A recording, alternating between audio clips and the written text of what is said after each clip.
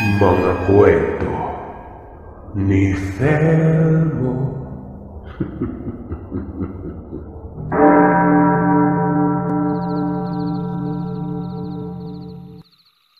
Mapagpalang araw sa lahat ng mga masusugid na tagapakinig sa channel na ito. Naway nasa mabuting kalagayan kayo habang pinapakinggan ang kwentong mula pa sa aming mga angkan at pinagpasahan ng ilang mga dekada. Mga totoong inkwentro ng mga taong may mga agimat, mutya, talandro, libreto, at iba pang gamit espiritual. Ang ibabahagi kong kwento ay mula sa aking ama tungkol sa pinsan niyang sundalo.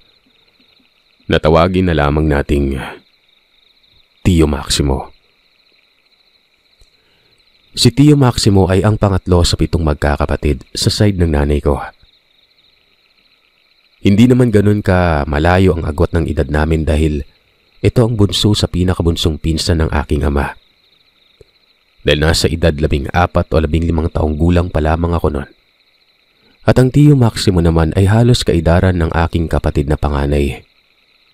Sa pagkakatanda ko ay nasa 21 taon na siya. Takot pa nga ako sa kanya kasi masungit ito. Matapang at disiplinado. Naalala ko pa noong binuli ako ng mga tambay sa aming lugar. High school pa ako noon. Bagong lipat kami dito. Nang biglang agawin ng isang lalaki ang bag ko. Inip siya sa kasama hanggang sa pinagpasapasahan pa ng ilang lalaki ang bag ko na yon. Umuwi akong umiiyak noon. Nakasalubong ko ito papalabas ng bahay. Ginulo ni Tio ang buko. Tiningnan ang mukha ko. Nagtanong ito kung napano ako. Ikinuwento ko ang nangyari at matapos yun ay umulan ng pagmumura. Galit na galit ang Tio Maximo dahil sa ginawa sa akin noon.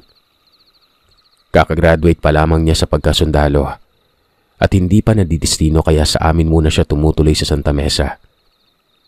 Ang kampo nila ay nasa area ng Cubao. Nangatakin ako nito sa aking mga braso at kwelyo at ako'y kinaladkad palabas. Sumisigaw ito na ituro ko umano kung nasaan ang mga nangloko sa akin kaya nagpunta kami ng basketball court doon. At doon ay natagpuan ko ang aking bag na luray-luray at kalat-kalat ang gamit. Walang sinayang na sandali si Tio Maximo. Sinugod niya ito isa-isa at pinagsasapak. At yung isa sa sobrang taranta ay natumba sa upuan at kumaripas ng takbo. Pero ang mga naiwan ay isa-isa nitong ginulpi. Bilib na bilib ako sa kanya dahil kitang-kita ko kung paano di binasag ang mga mukha ng mga lalaking yon. Kahit na ganito ang Tio Maximo, mataas ang respeto nito sa aking mga magulang. Dahil sila ang tumulong sa kanya para makapagtapos at maging isang ganap na sundalo. Deserve niya rin naman kasi gawa ng saksi ako sa pagsusumikap nito sa buhay. At sa pagkakatanda ko pa ay nadistino sa Mindanao ang tiyo ko para maglingkod sa Philippine Army ng mga panahong yon. Ayon din sa tatay ko ay may tangan umano si Tio Maximo na isang mutya na hindi basta-basta makukuha dahil may dekalibreng lakas ang gamit na ito. May mga iilan din itong medalyon at mga aral sa kanan ng Diyos Ama. Mga orasyong magagamit mo kapag ikaw na ay gipit sa isang bakbakan. Mga buhay na salitang subok, nasubok na, at hindi ka pababayaan. At ang pinakamalakas ay ang mga ginintuang panalangin para sa nag-iisang Diyos. At ang mutya na tinutukoy ko ay ang mutya ng pangil ng aso. Ayon sa aking tatay na ang tiyo daw ay nakakuha nito matapos sakmalin ng isang ligaw na aso sa kabundukan ng Masbate. Nung kinagat umano si Tio Maximo ng asong ito, ay parang iisang ngipin lamang nito ang bumaon sa kanyang hita at laking gulat niya na ang pangil nito ay naiwang nakabaon at kumikinang na para bang diamante nun. Kaya naman binunot ito ng tiyo gamit ang pliers nito sa bag. Sa kanito itinago ang pangil na ibinalot niya sa isang panyong pula. Makalipas ang 3 araw, ay lagi umano nitong napapanaginipan ang misteryosong aso at wari lagi itong may pinahihiwatig sa kanya. Kaya naman itinuloy niya ang pagsasaliksik tungkol dito. Ayon umano sa mga matatanda na epektibo sa gera ang tinutukoy kong mutya dahil pinaniniwala ang may hiwaga, kapangyarihan at nagpapalakas ng katawan ng may tangan o may-ari ng mutya ito. Dagdag pa ng tatay ko ay may mga angking kakayahan ito ng tagaliwas o pang-iwas at hindi ka tatablan ng bala, taga, saksak o kahit anong bagay na may talim. Ayon pa sa mga tunay na nakakaalam, ang mutya ng pangil ng aso ay isa sa mga paboritong gamit ng mga sundalo, mga pulis, mga gwardya at mga trabahadong delikado, lalo't nakataya ang buhay mo. Kaya kinikilala ng mga batikang antingero ang kakayahan ng mutya na ito.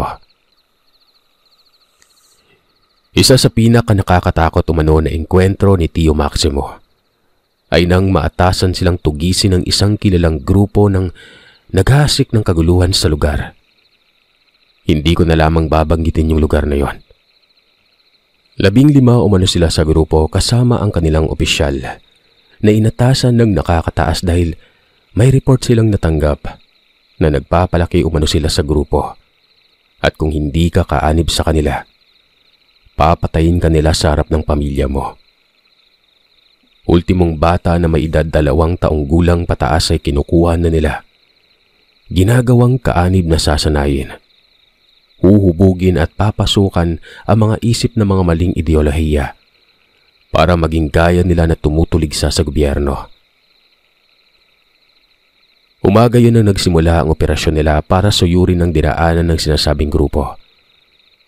Halos 1 oras na silang nagpapatrol at nagroronda sa magubat na parte ng bundok na yon. Nang walang ano-ano'y umalingaw-ngaw ang putukan sa iba't ibang direksyon. Kaya naman agad nagdapaan ang tropa nila Tio Maximo. Humanap ng tiyempo kung kailan sila gaganti ng puntok. Ilang sandali pa ang lumipas. Huminto ng panandalian ang putukan ng magkabilang grupo. Sa puntong to ay sila naman ang gumante ng putok sa direksyon ng mga kalaban. Matapos ang ilang oras na palitan ng mga umaapoy na bala, ay tuluyan na rin itong tumigil at sumigaw ng ceasefire ang kanilang opisyal. Matapos masigurado na wala nang nagpapaputok, ay dahan-dahan silang lumapit at nanigurado sa kapaligiran. Ilang sandali lamang ay nakita nila ang mga kaswalidad ng gera nun. 2 sa kasama nila ang sugatan at sa awa ng Diyos ay walang nalaga sa grupo nila. Samantalang 8 mga kalalakihan na hindi bababa sa 20 ang edad napatay dahil sa mga tama ng bala sa iba't ibang parte ng katawan. Matapos ito ay hinilera nila ang mga bangkay ng mga nasawi nun. Kinalap nila ang mga pagkakakilanlan ng mga taong yon. Pero walang identifikasyon ng mga ito. At sinaman na lamang nila sa mass grave. Pagkatapos ay inireport sa kanilang kampo para mabigyan kahit papano ng maayos na libing ang mga nasawing yon. Dahil sa grabe ang mga natamo nilang pinsala, ay minabuti ng kanilang opisyal na magpahinga muna sila ng ilang mga araw sa pinakamalapit na kampong pwede nilang tuluyan. Paggabi na rin naman nun. Ilang araw ang nakalipas ay habang nagpapahinga sila Tio Maximo, nagkumpulan ng mga magkakasama para magkwentuhan ng mga bagay-bagay. Nang walang kagatol-gatol na tinanong sila ni Perez kung sila daw ba ay naniniwala sa mga aswang. Tumango na lamang ang iilan sa kanila. Nagtanong ang iba kung bakit niya yun natanong. Ang sabi nito ni Perez, unang gabi daw nila sa lugar na yon ay may napansin itong isang lalaki na aali-aligid sa kanilang kampo. Labis ang kanyang pinagtataka dahil ang lalaking yung ay mistulang hindi nakikita ng ordinaryong mga mata. Dahil sa ito ay nakakapagpabalik-balik. Gabi daw yon ng kaparehong araw nang ito daw ay tumuwad-tuwad sa labas at biglang tumalon sa mataas na bakod ng kanilang kampo. At doon ay nagpalakad-lakad umano. Hindi daw nito lubos maisip kung papanong hindi nakikita ng mga kasama nila ang lalaking yon. Isang tinig ang lumabas sa may bandang likuran at pasigaw nitong sinabi na sa bulag umano ang ginagamit ng mga demonyong yan para maikubli ang kanilang animal na gawain. Napalingon sila sa nagsasalitang si Teples. Pero habang nakikinig siya sa mga kwento ng mga kasamahan, ay sa mismong kaibuturan ng isip ni Tio Maximo, nag-aalangan siya. Kahit na kinamulatan ni Tio ang mga bagay na may kinalaman sa espiritual, nagdadalawang isip pa din siya kung totoo ba ang mga ito dahil noong mga panahon na ito ay hindi niya pa din naman talaga sigurado kung may ganun talaga o epektibo. Dahil sa tinagal-tagal umano niya ay wala pa naman siyang nakakaengkwentro ng mga ganon. Puros kwento lang rin naman ng kanyang mga kapatid at kamag-anakan. Marahil umano ay sa mga liblib na parte o mga bulubundukin ay posibleng may mga ganun pang nilalang pero sa mga syudad ay malabo na. Yun ang tumatakbo sa isipan ni Tio Maximo. Ang kanyang paniniwala ay to see is to believe. Maya-maya, may narinig na naman siyang kwento na nanggagaling naman sa kanyang kasamang si Rendoles, na siya mismo ay nakakita at nakasalamuha umano ng isang aswang. Ayon dito, na noong 12 taong gulang pa lamang siya at nagdadalang tao ang kanyang nanay sa ikatlong kapatid nito. Sila umano ay atakihin ng isang agwak, o mas kilala sa tawag na wakwak. Humuhuni umano ito kapag malakas. Akala mo'y naririyan lamang pero ang totoo ay nasa malayo pa yon. Maganda ka na umanong tumakbo kapag ito ay humuni ng mahina. Akala mo'y malayo na pero sa puntong yon, yun pala ay nasa tabi mo na. Dagdag pa nito na sinubukan daw nitong hinagisan ng dinikdik na bawang sa bandang tagiliran pero nung tumama umano ang bawang na yon, ay wala namang nangyari sa mismong nilalang. Para bang mistulang binato lamang ng kung ano at doon ay tuloy pa rin ito sa pagngas-ngas sa kanilang bubungan. Pero ang ama daw nito ang humakot ng isang dakot na asin. Inihagis ito sa taas na bubong. Agad na umusok ang tagiliran, likod at batok nito. Saka umatungal ng napakalakas. Marahil ay sa pinsalang natamo at naging dahilan yon para masindak ng todo na sa tuwing maaalala pa niya ay nasisindak pa rin naman siya. Napatindig naman umano si Tio sa naibahaging kwento ng lalaki dahil para umano sa kanya ay posibleng hindi ito totoo. Dahil sa mga napapanood at napapakinggan niya mga dulaan sa radyo at mga kwento-kwento ng matatanda. Doon sa puntong yun ay napaupo si Perez at nagbahagi muli ng isa pa nitong karanasan sa mga aswang. Ayon dito, sa kanilang bayan sa Bicol na malayo sa syudad at sa mga sibilisasyon, ay nakasaksi umano siya ng isang mahika na mga tinatawag na busaw. Ayon pa dito, ito'y uri ng aswang na naninirahan sa tabi ng dagat para hindi sila mapagbintangang mga nilalang ng dilim. Na sa tuwing humahanap sila ng kanilang makakain, hindi sila pag-iisipan ng masama kahit na sila ang tunay na may gawa. Ayon sa mga matatanda, matatalino ang mga busaw dahil sa binibilog umano ng mga ito ang karamihang tao sa kanilang bayan. Dahil ang paniniwala ng karamihan ng aswang ay takot sa asin na totoong totoo nun. Pero hindi naman takot ang mga ito sa tubig dagat. Dahil ayon sa kanyang ina ay may aswang na talagang naninirahan sa mga dagat na kung tawagin ay mga magindara. Ayon pa kay Perez na gumagamit din ito ng mga orasyon na ibang klaseng sabulag. Dahil ang sabulag na mga ito ay tumatagal ng iilang oras o kung minsan pa ay isang buong araw, depende sa inilukob na sumpa dito. Dagdag pa ni Perez na ang kapirasong laman ng tao ay kaya nitong gawing isang malaki o maliit na isda, mga hipon at iba pang pagkaing dagat. Kayang-kaya nitong gayahin. May isang pamilya umano sa kanilang lugar na mismong nakaranas ng sabulag ng isang busaw. Nang ang asawa nito ay isang driver sa isang bayan, sa Bicol, ng isang pampasaherong jeep. Isang tanghaling tapat umano habang ito ay nagmamaneho pabalik ng mismong terminal. Dahil sa wala ng pasahero ang jeep na dala nito, may nakita umano itong isang timba. Agad umano nitong itinigil ang jeep at nilapitan ang timba para alamin kung ano ang laman ng timba na yon. Nang silipin niya, bumungad sa kanya ang dalawang malaking isda na tanige. Mga hipon na hindi bababa sa 1 kilo ang timbang. Hindi niya na muna ito ginalaw dahil baka may-ari nito sa terminal. Kanya din itong isusoli dahil nakakaya naman kung kukuhain na lamang niya ito basta-basta.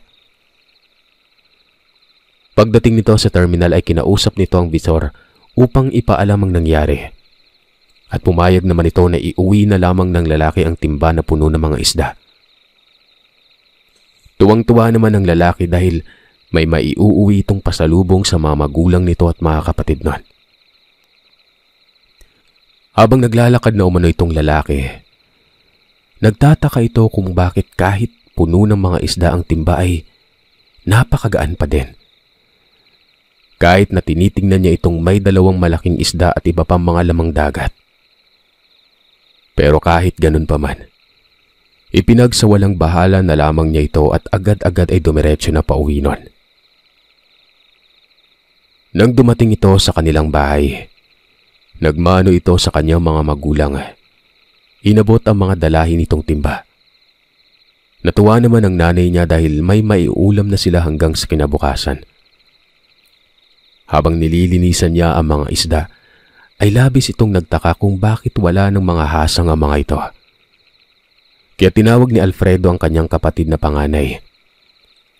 Ang sabi na lamang umano nito ay baka ipinalinis na sa palengke ng nagmamay-ari yon. Kahit siya mismo ay nalilito, hindi na lamang siya kumibo at hinayaan na lamang na ganon pero ilang saglit lamang, Sir Seth, nang biyakin na nito ang tiyan ng isda, bumulwak naman ang mga lamang loob nito. Sa isip pa ni Alfredo ay kung ipinalinis nga ito ay bakit may laman loob pa. Pero bakit wala ng hasang?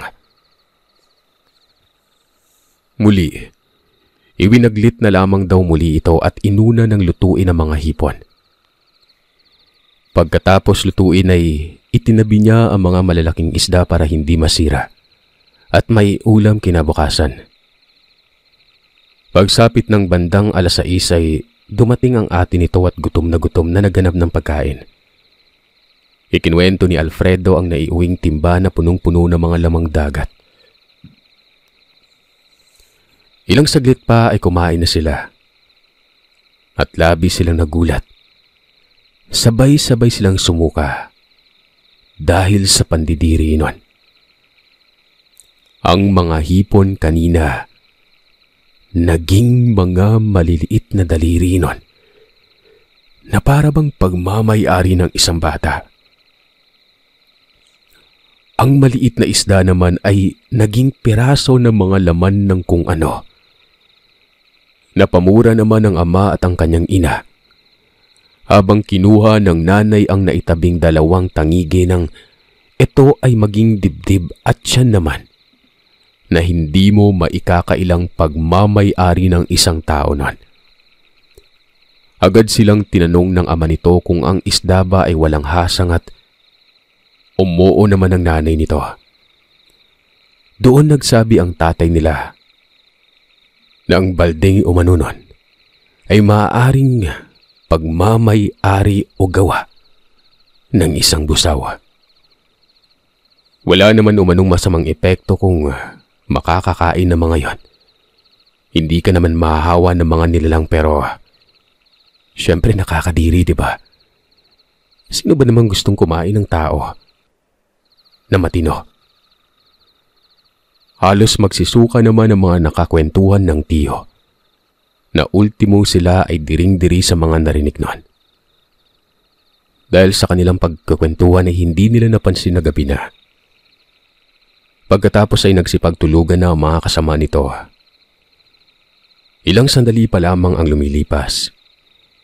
Biglang ginising si Tiyo ng isa sa mga kasama niya. Sinabi nitong may naririnig daw itong umaatungal sa labas noon. Doon ay nagmadali silang gisingin ng kanilang mga kasamahan. Matapos nito ay kinuha na nila ang kanilang mga gamit. Sa kasumulong dahil akala nila ay pinasok ang kanilang kampo kaya pagapang silang lumusob. Habang gumagapang ang mga sundalo ay nakakarinig at nakakakita sila ng ilang mga anino na nagsisipagtakbuhan. Patalon-talon sa mga puno. Panandalian silang tumigil at nakiramdam. Nang mawala ang mga alingasngas sa paligid, gumapang na naman sila hanggang sa mapansin nila na pamilyar na ang kanilang dinadaanan noon. Na ang daanang tinatahak nila ay patungo sa pinaglibingan nila ng mga rebelde o yung tinatawag na mass grave. Nang makuha na nila ang pwesto at kaligiran ay isa-isa nilang binuksan ang kanilang mga ilaw. Bumungad sa harapan nila ang hindi bababa sa 13 katao. Nakaupo. May mga kinakain na kung ano. Pilit nilang iniilawan ang mga ito para alamin kung ano ang mga ginagawa ng mga taong yon. Pero laking gulat nila nang kanilang makita na ang mga ito ay kinakain ang mga rebelding kanilang inilibing. Ang iba ay pinapangas pa ang mga dibdib at mga kamay. Ayon pa sa tatay ko ay pinaghalong sindak at kilabot ang naramdaman ng mga sundalong naroroon. Kasama na si Tio Maximo. Dahil sa takot ay nagpaputok ang kanilang tropa, dahilan para maratrat nila ang mga nilalang na kumakain ng mga patay. Kita umano ni Tio na tinatamaan ng mga ito, pero hindi sila natitinag. Kumikilos sa mga ito na animoy walang pakialam sa mga ginagawa nila. Basta't ang nasa isipan lamang ng mga ito, kumain. Bigla namang nilapitan ng isa sa mga kasama ni Tio ang isang lalaking nakaupo habang may pinapangas na kung ano.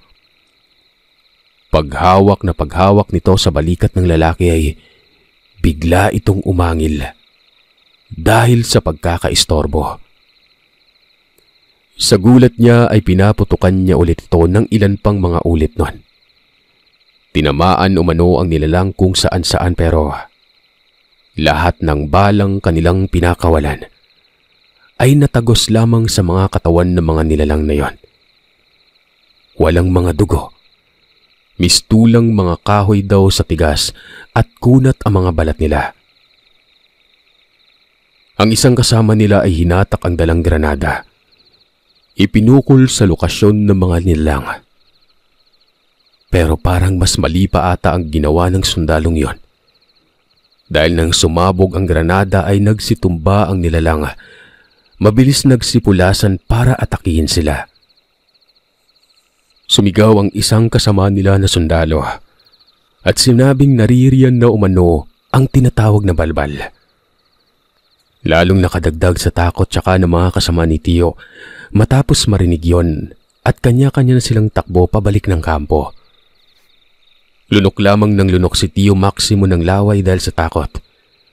Dahil habang mabilis silang tumatakbo, isa-isa silang nagsisidapa na animoy.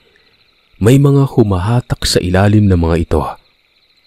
Hanggang sa ang 7, 4 na lamang ang natirang nakabalik sa kampo. kasama ang kanilang opisyal noon. Takot na takot ang mga ito dahil sa lagim na kanilang nasaksihan. Matapos ito ay humingi ng leave si Tio Maximo dahil sa kung anong naranasan at agad naman itong inapprove ng kanilang commanding officer. Nagbakasyon si Tio sa probinsya ng Isabela sa mga magulang nito. Sabi ng Tio ay nung sinundo daw nila ito sa kampo ay tulala lamang ang Tio. Hindi nagsasalita. Marahil ay sa trauma nitong naranasan nun. Ayon pa sa Tio Dolfo na hirap din itong matulog at kumain kaya bumagsak ang katawan nito. Sinubukan din nila itong gamutin pero walang epekto. Lahat ng pamamaraan nila sa panggagamot espiritual na kahit ang kaibigan ng nanay na doktor ay sinasabing nasa mabuti ang kalagayan nito at marami lamang daw pumapasok sa isipan niya.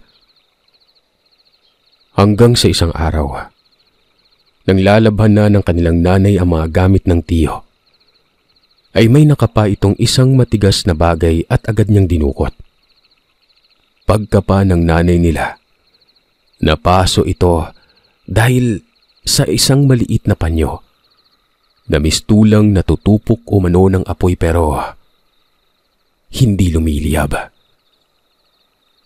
Agad tinawag ng nanay ang kanilang lolo na nooy nagpapakain ng mga alaga nitong mga manok at doon ito ipinakita. Gulat na gulat ang ama ni Tio dahil nakita nito ng pisikal ang wangis ng pangil ng aso. Umiilaw umano ito ng kulay pula. Ang itsura ay parang isang diamanteng napakakinang. Agad itong inilagay ng kanilang ama sa isang baso ng tubig. Ipinainom ito kay Tio. At nang matapos nitong makainom, mistula itong natauhan. Tumayo. Nagtatanong ang Tio kung napano siya at kung bakit siya ganon kapayat. Naiyak naman ang nanay nito at niyakap naman siya ng kanyang ama at ibinigay ang basong naglalaman ng kanyang mutya. Naiyak ang Tio nang makita ang kanyang mutya na muntik na nitong mapabayaan. Isang umaga, habang hindi pa sumisikat ang araw ay kumuha na ito ng isang bala ng baril.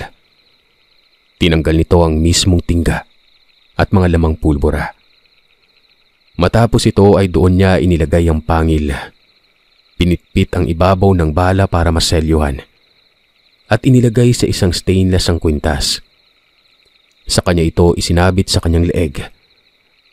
Ayon pa sa isa kong Tio, nang maisuot ito ng Tio Maximo, naramdaman nito ang labis na lakas pisikal at parang bumalik sa kanya ang mga abilidad nito.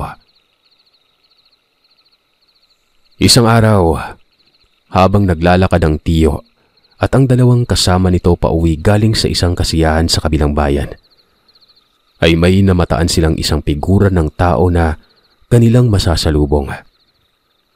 Pero habang papalapit ng papalapit, ay mistulang nagbabago ang anyo ng taong yun na animoy. Nagkakaroon ng mga mahabang sungay. At dahil sa nakainom sila ng mga panahon na ito, iniisip nilang baka ito lamang ay epekto ng alak sa kanilang mga isipan. Patuloy na naglakad ang magkakasama. Kahit natakot ang mga kasama ni Tio dahil sa kanilang nakikita pero wala naman itong epekto kay Tio Maximo. Nung kitang-kita na nila ang itsura ng nilalang, nagpumilit ang mga ito at nakikiusap sa kanya na bumalik na lamang sila sa kaninang nadaanang tindahan. Doon na lamang sila magpalipas ng gabi dahil sa kakaiba umano ang dilim ng gabi na yon. Iba ang mga ganitong gabi dahil sa mga liblib na lugar ay wala kang matatagpo ang poste ng ilaw. Kung meron man ay napakalayo nito sa isa't isa. Sumilip ang isang kasama nito sa orasan. Nakitang 8:00 na pala ng gabi kaya pinilit nilang hatakin si Tio dahil ito pa din ay dire-diretso sa paglalakad kahit na tumigil na ang figura na kanilang natatanaw noon. Makailang ulit silang nakiusap kay Tiyo na bumalik na sa tindahan at baka mapano pa sila sa daang kanilang tinatahak noon. At sa puntong yun ay sinabihan naman ni Tio Maximo na walang dapat ikatakot dahil wala namang mangyayari sa kanila. Subalit nangangatog na lumapit ang isa sa mga kasama niya. Takot na takot at bumulong ng may bagat umano na gumagala doon sa barangay na yon. Balitang-balita ito sa kanilang lugar dahil sa mga naging biktima ng bagat na ito. Mabuti na lang at wala pa naman itong napapatay na taga doon pero sobrang perwisyo nito sa lugar dahil sa marami na ring naitala ng pag-atake nito sa mga kabarangay nila. Ang bagat ay isang uri ng aswang na madalas baboy, baka, kambing, aso at pusang itim. Ayon pa sa sinabi ng lalaki, ang kabilang farm umano ay nagkanda ubos-ubos ang lahat ng mga manok noon. Nakita umano ng isang grupo ng mga tanod na rumoronda na nilalantakan ng isang mabalahibong nilalang na may wangis ng malaking baka ang isang buhay na manok. Habang pinapanggas nito ang ulo, ay dinidilaan ng kumakalat nitong dugo. Nagsitakbuhan naman umano palayo ang mga tanod dahil sa takot at sindak na kanilang nakita at naramdaman. Kinausap naman muli siya ni Tio Maximo na mag-ingat ang lalaki dahil hindi pa pahintulutan ng Panginoon na masaktan o mapahamak ang kanyang mga anak, na taos-pusong naniniwala at sumasampalataya sa Ama. Huwag din umano silang mag-alala, kasama naman umano nila si Tio Maximo. Walang ano-ano ay bigla na lamang nawala ang figura sa kanilang harapan. Kabadong-kabado umano ang dalawang kasama ni Tio nang makita nilang nasa gilid na nila ang isang napakalaking itim na baboy. Umaapoy ang mga mata nito. Sumisinghap ng usok na napakakapal. Sa takot ay nagsitakbuhan ng dalawang lalaki habang naiwan naman si Tio. Sa puntong ito ay sinabi niya sa kanyang isipan na magagamit na niya ang kanyang mutya. Kaya dalian itong inilabas ang kwintas at doon ay hinamon niya ang nilalang na umatake sa direksyon niya. Bigla umanong pumulas ng takbo habang pasugod ng nilalang. Sinalo ito ng Tio ng buong lakas gamit lamang ang kanyang matitibay na braso at kamay. Nakipagtulakan ang Tio sa nilalang habang bumubuga-buga daw ito ng kung ano sa bunganga. Nang makatsyempo ito ay agad niyang sinipa ito, dahilan para mapaurong ito. Pero ang baboy ay porsigidong banggain si Tio. Iwinasiwas nito ang kanyang ulo dahilan para si Tio ay gumewang-gewang rin nun. Hanggang sa makabitaw ito sa naglalakihang pangil ng nilalang. Pagkabitaw niya ay dumampot ito ng isang malaking tipak ng bato. Pinukol sa ulo ng nilalang pero nang tamaan niya ito ay agad naman itong nakabawi sa kanya. Kinagat siya sa braso.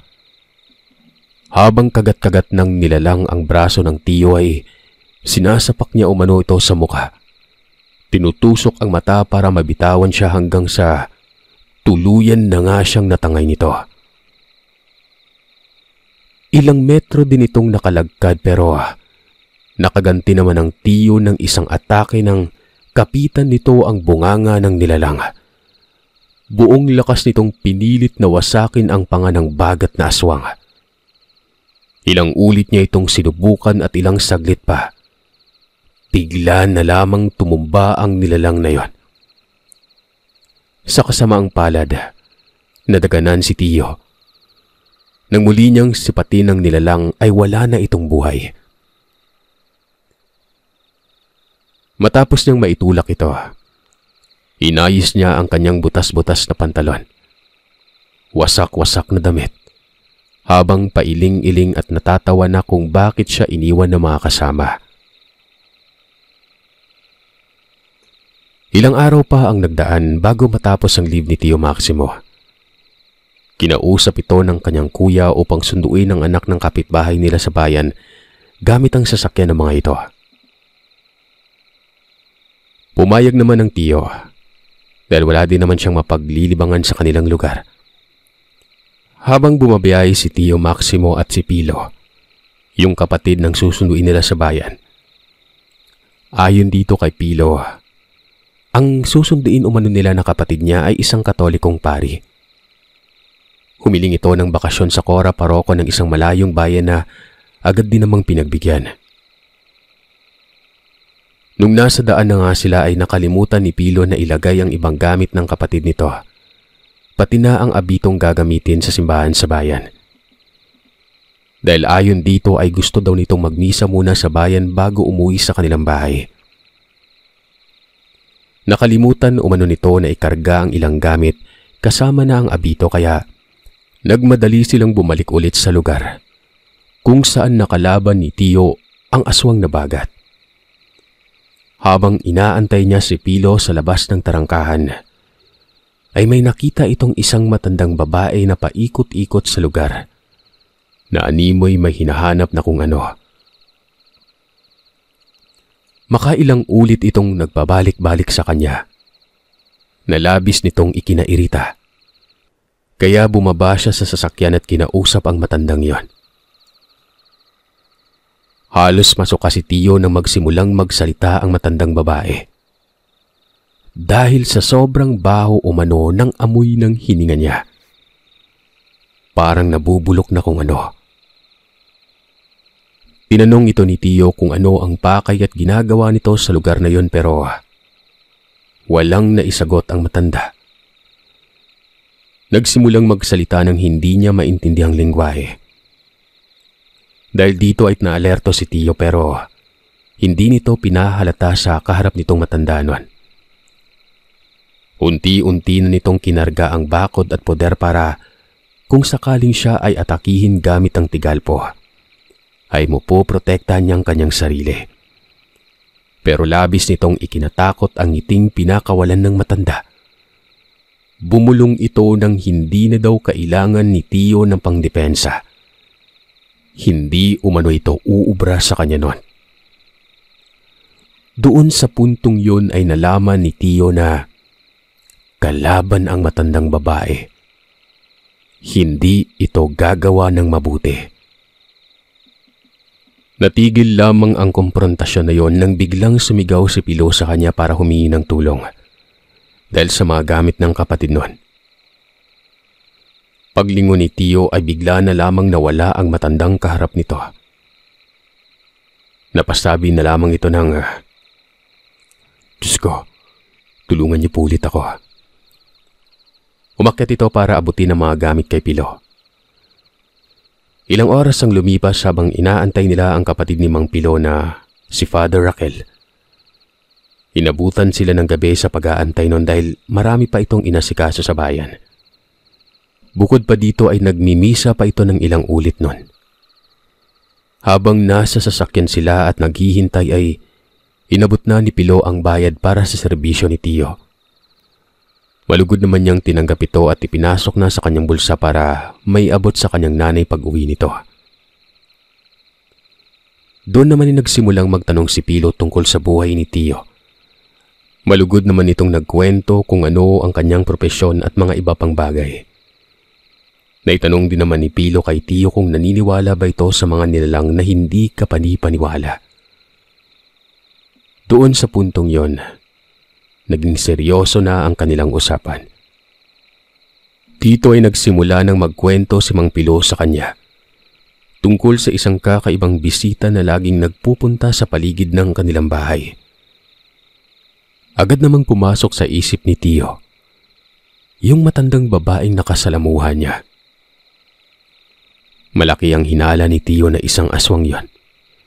Bagat o wakwak ang matanda pero hindi na muna niya ito ikinuwento kay Pilo dahil baka lalong matakot ito at mamuo sa isipan niya ang mga ganung bagay. Lalo pat ang kapatid nito ay isang paring Katoliko. Pagpapatuloy ni Pilo, Sabi nito, ang matandang babae ay lagi niyang nakikita, lalo na sa gilid ng gate malapit sa kwarto ng kanilang kasambahay na asawa naman ng driver nila noon, na noong mga panahon na yun ay wala sa bahay dahil may inaasikaso. Halos araw-araw niya umano itong sinisita dahil sa isang gabi ay nahuli nitong parang may inaamoy-amoy ang matanda sa gilid na yon. Nang kumprontahin niya ay umalis lamang ito habang mabilis na naglalakad. Dahil sa kuryosidad ni Pilo, sinilip niya sa gate ang direksyon ng laging tinititigan o sinasamyo ng matanda at doon ay nalaman niyang kwarto yun ng kanilang kasambahay. Kinabukasan ay ipinatawag niya ito at tinanong ng diretsyo kung ito ba ay buntis nun. Pero hindi daw ito sigurado, kaya inutusan itong bumili ng pang-testing ang kanyang mister. Ilang oras lamang ang nakalipas ay nalaman nilang resulta na ito pala ay 3 buwan ng buntis nun. Tuwang-tuwa ang mag-asawa pero nagtaka sila na bakit sinasabi ni Pilo ito sa kanila. At doon naman nagsimulang magkwento si Pilo nun. Matapos ang kwento nito, ay labis na natakot ang mister at piniling umuwi na lamang sila ng probinsya at doon na lamang muna ang kanyang asawa. Hanggang sa mga anak ito at ang mister na lamang niya ang babalik para ituloy ang trabaho. Dahil sa matatagal na sila magkakasama at tinatanaw din naman ni Mang Pilo ang mga naging serbisyo ng kanilang kasambahay, pumayag ito at sumang-ayon, lalo na't ilang pag-atake na ng nilalang na bagat ang naibalita sa kanilang barangay. Nang marinig ito ni Pilo, ay tanging pagsang-ayon at panay-tango na lamang ang naisagot nito sa kanya. Pero hindi kinumpirma ni Pilo kung totoong aswang ba ang matanda. Pagpapatuloy pa ni Pilo, noong 1 taon umano bago umano mamatay ang kanilang ina, nagkaroon ito ng isang karamdaman pero ang karamdamang yon, hindi malala. Pero laking gulat nila na kung bakit halos araw-araw ang ina nila ay lumalala ng lumalala ang nararamdaman. Tinanong ni Tio kung ano nga ba ang naging sakit nito. Umiling naman si Pilo at nagwikang simpleng ubo lamang umano ang sakit. Pero hindi niya maisip kung bakit ang diagnosis ng doktor na tumingin sa kanya ay ibang-iba, na para bang nagkasakit sa baga at atay ang kanilang ina noon. Kumunot ang noo ni Tio at hinayaang magpatuloy si Pilo. Saan nito na simula nang magkaubo ang nanay nila ay lagi itong dumudura sa labas ng bahay. Sa halos iisang pwesto lamang talaga siya dumadahak nun, sabay buga. Isang gabi ay may nakita ang kanilang kasambahay na isang lalaking nakadapa at nakahubad ng pang-ibabaw. Matapos nito, marahan nitong lumapit sa lalaki ng akma na nitong tatanungin ng lalaki ay bigla itong tumayo. Nabungaran niya ang mukha na halos mahimatay umano ang kasambahay sa sindak na nakita niya. Ayon sa kasambahay, ang itsura umano ng lalaki ay walang puti ang mga mata. May mahahaba at matatalas na ngipin. Meron din umano itong nakakatakot na dila na noong nakita niya ay nagsuka umano ito. Dahil nilalantakan pala ng nilalang na yon ang dura ng nanay ni Pilo. Kinabukasan noon ay kinuwento niya dito ang nasaksihan at takot na takot ito sa mga narinig. Kaya't ilang araw pa lang matapos makita ng kasambahay ang senaryo, biglang lumala ang sakit ng kanyang ina.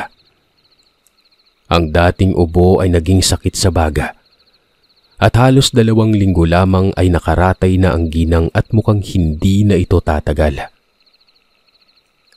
Labis ang lungkot at galit ni Pilo sa gumagawa noon sa kanyang ina. Ilang sandali pa ay natanawan na nila si Father Raquel na nasa gilid na ng sasakyan. Binati ito ni Pilo at kinamusta. Sa kanya ipinakilala ang kapitbahay na si Tio Maximo. Nagmano naman ang tiyo sa paritanda ng paggalang at respeto dito. Pagkatapos ay naghanda na silang umalis pauwi sa bahay nila Pilo.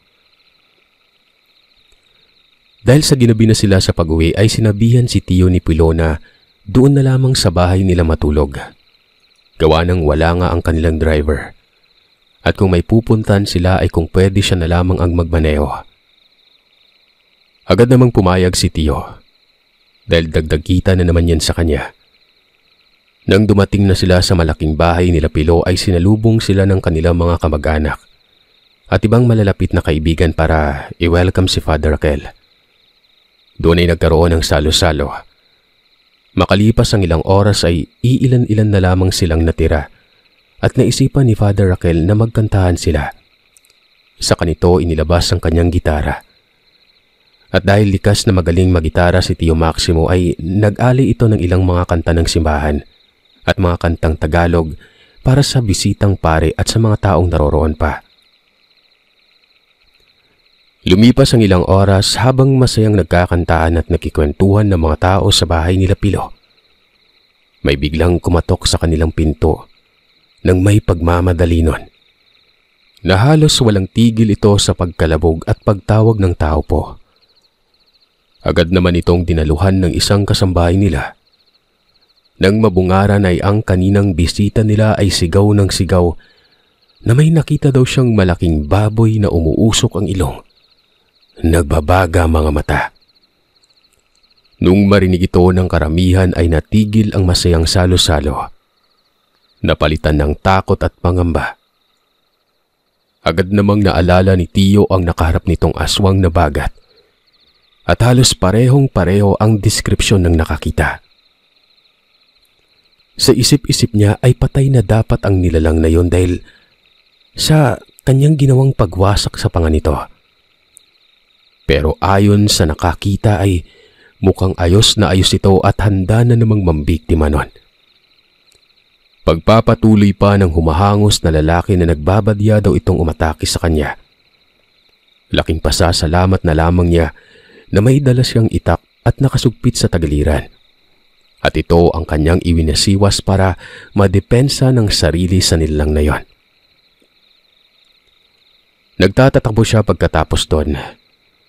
Pero ang pinaka nagpakilabot umano sa kanya ay nang makita nito na ang baboy ramon na yon ay may kagat-kagat na hita ng malaking baka. Agad nagpunta ang mga kamag-anakan nilang mga lalaki habang bitbit ang mga gulok. Ang iba ay may baril na dala para tingnan nila kung ano ang nangyari. Sumama rin naman sila Father Raquel, Pilo at Tio Maximo pero sinabihan sila ni Tio na wag nang sumama dahil delikado sa parting yon. Baka mahablot sila. Kaya nang hingi na lamang si Tio ng isang matalas na gulok. Nung nakaalis na ang lahat ay palihim na lumabas ang dalawa, si Pilo at si Father Raquel, na sinusundan lamang ang mga bakas ni Tio nun. Habang naglalakad ang pari sa farm, ay katakot-takot na kaba, kilabot at sindak ang nararamdaman nilang dalawa dahil tinatapatan lamang ito ni Father Raquel ng mga dasal at mga berso ng Biblia. Halos panawan naman ng tapang si Pilo nang sa tuwing nadadampian siya ng mataas na talahib, ay nagugulat at napapasigaw, dahilan para marinig sila ni Tio Maximo. Ayon kay Pilo na naririnig nito si Tio na nagdadasal sa ibang lingwahe na hindi pamilyar sa kanya. Pilit din siyang pinapakalma ni Tio Maximo dahil naglilika ito ng ibang ingay. Nang matapos si Tio Maximo magkarga ng mga orasyon ay nagulat si Pilo nang may bumangga sa kanyang isang malaking hayop pero hindi niya maaninag kung anong uri yun ng hayop. Napakabilis nito. Hindi agad nakita ni Pilo na ang naunang pag-atake ay masusundan pa pala ng isa pang napakalakas na pag-atake nun. At sa lakas umano ng pagkakabangga ng nilalang kay Pilo, nawalan pa siya ng malay. Agad na nag-orasyon ng Tio ng mga buhay na salitang pamarusa at mga tigalpo. Pero mistulang hindi ito tumatalab sa nilalang. At waring ito pa ay suwag ng suwag. Sinubukan umano niyang tagpasin ang baboy pero siya pa umano ang nasaktan dahil nang tinamaan niya ito, tumalbog lamang ang kanyang pag-atake. Makailang ulit din niyang pinagsusuntok ang tagiliran nito pero dahil sa maliksi ito ay iniiwasan lamang umano ito at tinatakbuhan. Labis na nahihirapan sa sitwasyon si Tio dahil may inaalala siyang isang pari at pati si Pilo na baka madamay ito sa mga sagupaan nila. Pinipilit namang iwasan ni Tio ang mga pag-atake ng nilalang sa kung saan saang direksyon. Matalino ang aswang dahil sa ginagamit nito ang dilim ng kapaligiran para itago ang kanyang presensya. At kapag nalingat ka, aatake ito sa iyo ng diretsyo. Paulit-ulit nitong gagawin yon hanggang sa mapagod ang kanyang biktima. Kapag ito ay hindi na makagalaw ay lalapain niya yun ng buhay. Ayon pa kay Pilo, nakita niya kung paanong nakipagbuno si Tio Maximo sa aswang na bagat.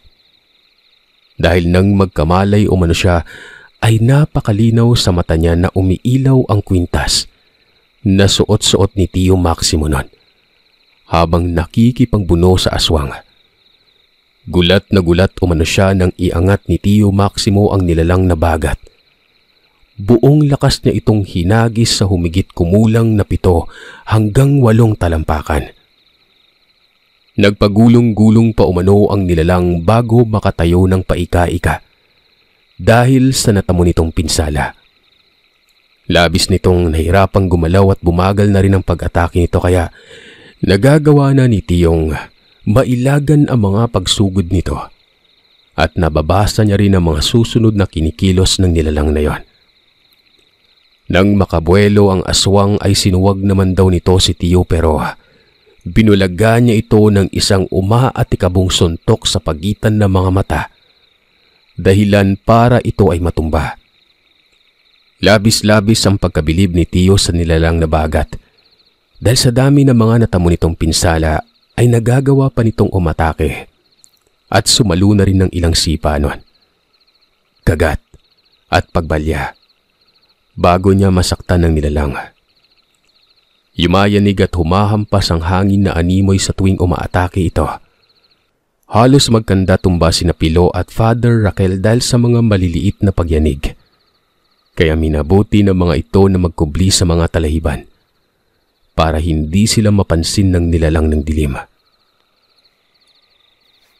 Ayon pa kay Pilo, isa sa hindi niya malilimutan ay nang makita niyang harap-harapan ang itsura ng isang bagat at masinghot ang napakabaho nitong amoy.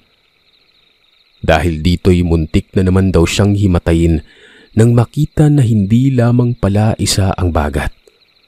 Dahil may sumulpot pang 2. Ganun din ang uri nito. Laway na laway at nagkakayas ang mga ngipin sa sobrang galit at gigil nun. Nahihiya man ay naikwento ni Pilo na iyak siya ng iyak. Puro suka na ang kanyang damit pati na ihi sa sobrang takot sa mga nasasaksihan. Napansin din no umano ni Pilo na may mga bagat palang kasama ang naunang bagat na kaharap ni Tio Maximo. At mukhang handang-handa ang mga ito para umatake at pumatay. Kaya't dasal siya ng dasal para hindi sila galawin ni Father Raquel. Habang nakaabang si Tio Maximo sa mga galaw ng nilalang, ay biglang umatake ang nilalang ng ubod ng bilis pero ang ipinagtataka niya, hindi man lamang siya pinansin ng mga ito. Nakita din umano ni Pilo na may ibinubulong si Tio Maximo sa kanang kamay. Ipinansuntok sa katunggaling malaking baboy na unang inabot ng suntok niya.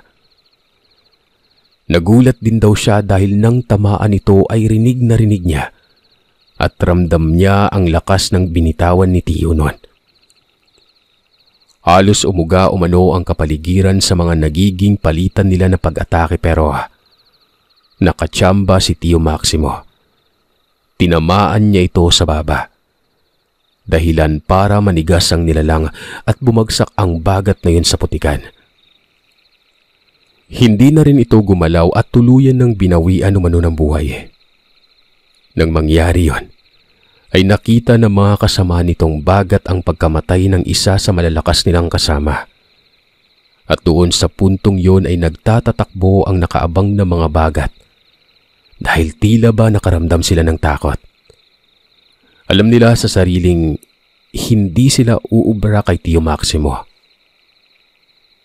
Sabi pa ni Pilo na nagtatakbo umano ang mga yon na akala mo'y nakita nila ang pinaka-kinatatakutan nilang nilalang. Kung saan-saang direksyon sila patungo at kung saan-saan sila bumabangga. Pero wala silang pakialam na ang tanging mahalaga lamang ay matakasan nila ang aking tiyo dahil sa karga nitong mutya ng pangil ng aso. Nang nakita ni Father Raquel ang kaswalidad ng naganap na labanan, ay naawa ito. Hinaplos niya ang ulo ng nilalang na bagat. Halos panawan ng ulirat si Pilo na maging anyong tao ang aswang na nasuntok ni Tio Maximo. Nakasalampak sa putikan.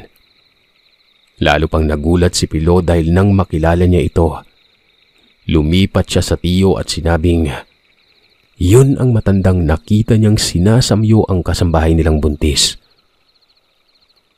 Ilang beses din umano siyang nakita sa labas ng bahay na paikot-ikot at may binabantayan. Sa isip-isipan ni Tiyo, ito din yung matandang humamon sa kanya at gustong makipagsukatan ng lakas pisikal at espiritual. Kitang-kita nila na inalayan ito ng dasal ni Father Raquel at ni Tio Maximo. Matapos yun ay umusal din ng tiyo ng ilan pang mga buhay na salita para pakalmahin si Pilo at inihipan ang puyo nito upang gumaan ang kanyang pakiramdam. Nagsabi din si Father Raquel na magkakahalong sindak at kilabot ang kanyang naramdaman nang makita niya ang mga ganong nilalang. Labis na naniniwala ang pari sa mga demonyo at mga anghel, pero hindi niya akala na may mga nilalang na maihahalin tulad sa mga demonyo at nakaengkwentro pa nila yon. Si Tio Maximo naman ay ikatlong engkwentro pa lamang niya sa mga aswang yon dahil yung unang engkwentro niya, hindi niya pa alam kung paano gamitin ang pangil ng aso. Ang pangalawa naman ay hindi niya sigurado kung napatay niya ba ang katunggali. Umamin din ito na maging siya ay sobra-sobrang natakot sa mga aswang. Pero hindi naman yun naging rason para panghinaan siya ng paniniwala, tiwala, at lakas ng loob.